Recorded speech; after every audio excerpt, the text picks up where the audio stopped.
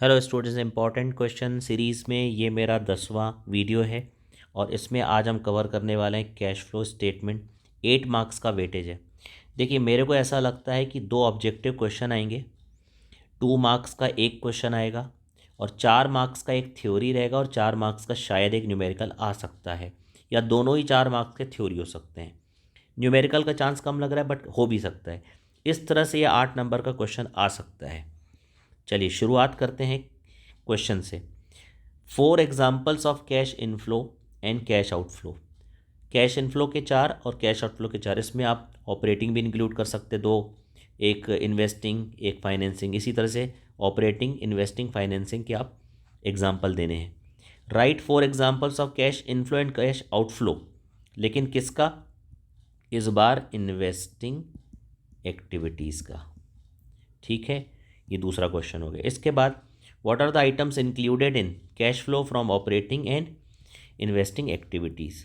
ये आपका 4 मार्क्स के क्वेश्चन है।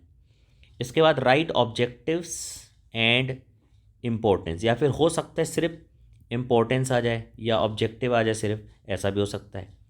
जैसे कि मैंने लिखा है यहाँ पर, write 4 advantages of preparing cash flow. ये ऑब्जेक्टिव है, इम्पोर्टेंस है, और ये एडवांटेजेस है। What is cash flow statement, why is it prepared. ठीक है, ये भी एक अच्छा क्वेश्चन है।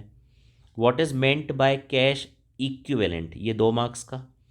या फिर 2 मार्क्स का what is meant by operating activity, या फिर इन्वेस्टिंग, या फिर फाइनेंसिंग, है ना। इसके बाद ऑब्जेक्टिव टाइप क्वेश्चन की बात करते हैं। Cash flow statement is related to accounting standard 3। Annual depreciation is a non cash items, right. ये नॉन कैश आइटम है क्या, एनुअल डेप्रिसिएशन? यस, ये नॉन कैश आइटम है। True. Payment of dividend is which type of activity. Dividend का payment कौन सी activity होता है? डिविडेंड का पेमेंट जो होता है वो फाइनेंसिंग एक्टिविटी होता है।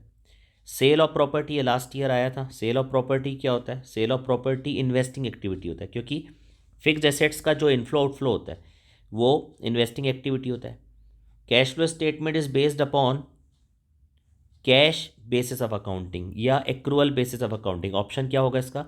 Cash basis of accounting.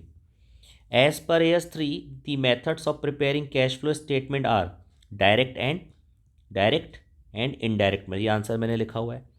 As per accounting standard 3, cash activities are classified into 3 categories: operating, investing and financing.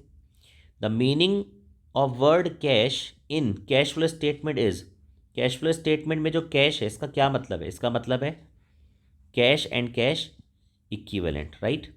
इसके बाद non operating expenses is adjusted in calculating which amount, cash from operation.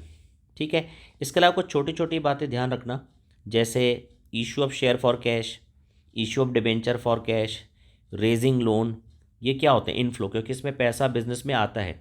और ये कौन सी activity में आता है? Financing में। इसी तरह से जब रिडेम्पशन होता है किसका?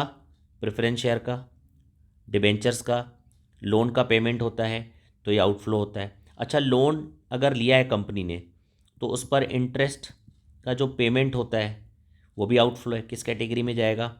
फाइनेंसिंग में। तो ये जो एग्जांपल मैंने आपको दिया फाइनेंस, इसलिए मैंने नीचे लिख के रखा है इंटरेस्ट पेड ऑन डिबेंचर्स और लोन। लोन पर जो डिबेंचर और इंटरेस्ट पे करती है कंपनी, आउटफ्लो है। और कौन सी एक्टिविटी में जाएगा? ये जाएगा फाइनेंसिंग एक्टिविटी में।